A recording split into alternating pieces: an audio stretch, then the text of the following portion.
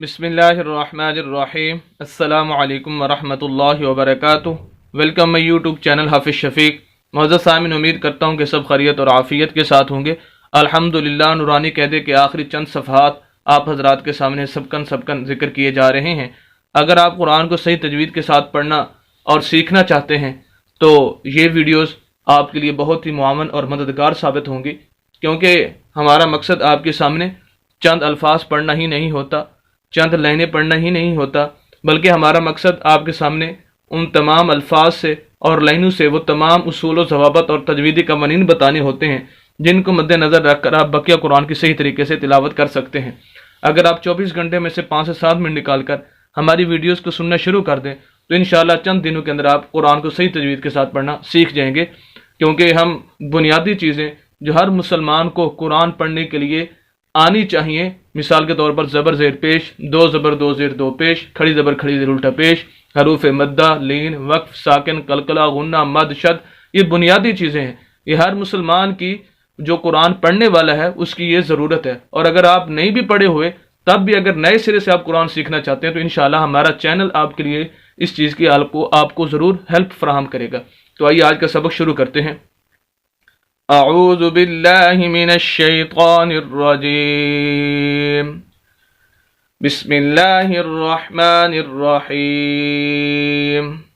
हमदा ज़बर काफ अक, लाम दो ज़बर लाम लल, अकलल। ये हमजा इसको पढ़ेंगे, अलिफ नहीं पढ़ेंगे। अलिफ वो होता है जो बिल्कुल खाली हो, यानी ज़बर ज़ेर पेश हर तरह की हरकत से खाली, उसे अलिफ बोलते हैं। जैसे ही अलिफ के ऊपर या नीचे कोई हरकत आ जाए, यानी ज़बर ज़ेर पेश में से या दो ज़बर दो ज़ेर दो पेश में से, तो वो हमज़ा बन जाता है, फिर अलिफ नहीं होता। अब हम इसको मिलाएंगे काफ के साथ, क्योंकि काफ साकिन है, ये साकिन की अलामत है। इसे सुकून भी बोलते हैं, इसे जज़म भी बोलते हैं। तो जिस लफ्ज़ के ऊपर ये जज़म या सुकून आ जाए तो वो लफ्ज़ साकिन कहलाता है, उसके अंदर हरकत नहीं होती, वो खुद ब खुद नहीं पढ़ा जाता, उसको हेल्प की ज़रूरत होती है पिछले लफ्ज़ की। इस वजह से जहाँ भी लफ्ज़ साकिन आ जाएगा तो पिछला लफ्ज़ उसकी हेल्प करेगा। अब इससे पीछे हमज़ा है, हमज़ा के ऊपर ज़बर है, उसको हम मिलाएंगे काफ के साथ।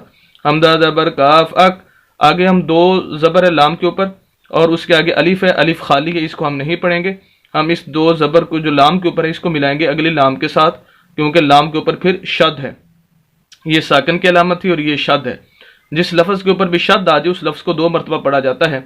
एक मरतबा शद से पिछले लफ्ज़ के साथ उस शद वाले लफ्ज़ को मिलाते हैं, और दूसरी मरतबा शद वाले लफ्ज़ के ऊपर या नीचे कोई ना कोई हरकत ज़रूर मौजूद होती है, जैसे यहाँ पर लाम के ऊपर ज़बर है, फिर उसके साथ उसको पढ़ना होता है। और तीसरी बात, शद वाले लफ्ज़ को ज़रा सख्त करके हल्की सी आवाज़ को रोककर पढ़ना होता है। तो बहरहाल, लाम दो ज़बर लाम लल, अकलल, लाम ज़बर मीम लम, फिर लाम को आगे मीम के साथ मिलाएंगे। इस लाम को वजह उसकी है कि मीम फिर मुशद्दद है, शद वाला है, और इसके ऊपर फिर गुन्ना भी हम करेंगे, क्योंकि मीम मुशद्दद जहाँ भी आ जाए वहाँ पर गुन्ना किया जाता है। गुन्ना कहते हैं नाक में आवाज़ ले जाने को, तो नाक में भी आवाज़ जाएगी हमारी, क्योंकि गुन्ना करना है यहाँ पर।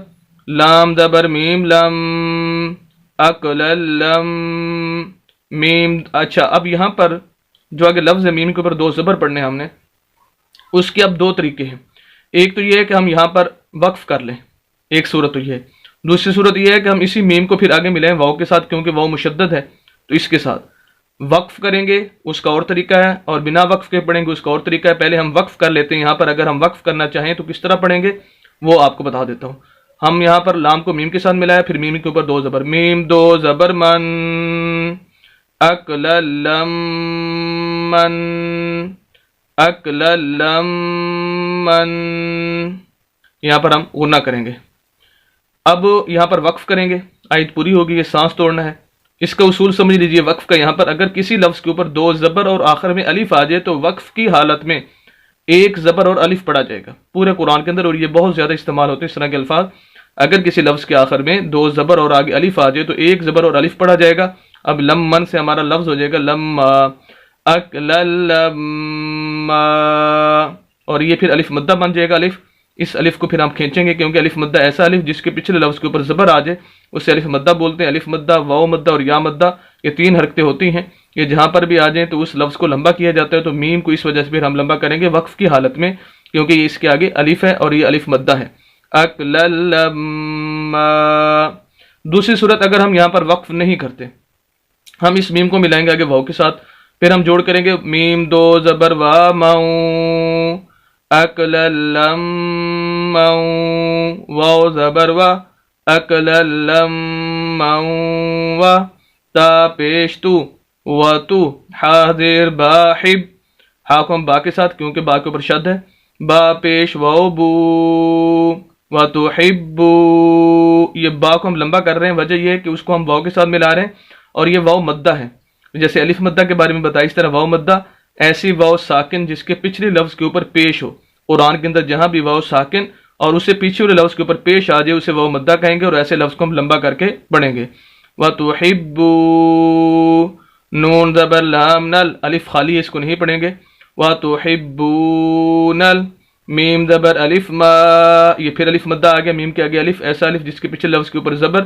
الف مدہ کہتے ہیں یہ الف مدہ واو مدہ اور یا مدہ میں نے مستقل ویڈیو میرے چینل پر موجود ہے اگر آپ ڈیٹیل کے ساتھ دیکھنا چاہتے ہیں تو وہاں پر جا کر دیکھ سکتے ہیں اور یہ ہر مسلمان کو قرآن پڑھنے والے کو آنی چاہیے ان کا علم ہونا چاہیے وجہ یہ ہے کہ قرآن کے اندر بہت زیادہ الف مدہ واو مدہ اور یا مدہ استعمال ہوتے ہیں جہاں پر ہم لفظ کو کھینچتے نہیں ہیں بعض دفعہ یا زیادہ کھینچ لیتے ہیں تو یہ پوری ڈیٹیل آپ وہاں پر دیکھ سکتے ہیں تو بہرحال یہ الف مدہ اس کو بھی میم کو بھی لمبا کریں گے ایک الف کے برابر وَتُحِبُّونَ الْمَاءَ لام زبر لا وَتُحِبُّونَ الْمَالَ أَكْلًا لَمًّا وَتُحِبُّونَ الْمَالَ ہا پیش با حب با دو زبر بن حبن یہاں ہا کو با کے ساتھ کیونکہ با مشدد ہے شد والا ہے اور با کے اوپر دو زبر ہے تنوین کی وجہ سے ہم اس پر غنہ کریں گے یہ دو زبر دو زیر دو پیش کو تنوین کہتے ہیں تو جہاں بھی جسی لفظ کے اوپر تنوین آ جائے تو تقریباً وہاں پر غنہ ہوتا ہے تو یہاں پر غنہ کریں گے جحبن یہاں تک ہماری لائن پوری ہو گئی ہے آگے ایک لفظ ہے جمن وہ نیکسٹ لائن پر ہے وہ بھی آپ دیکھ لیجئے تو ہمارا لفظ یہاں تک ہو جائے گا اکلا لما وتحبون المال حبا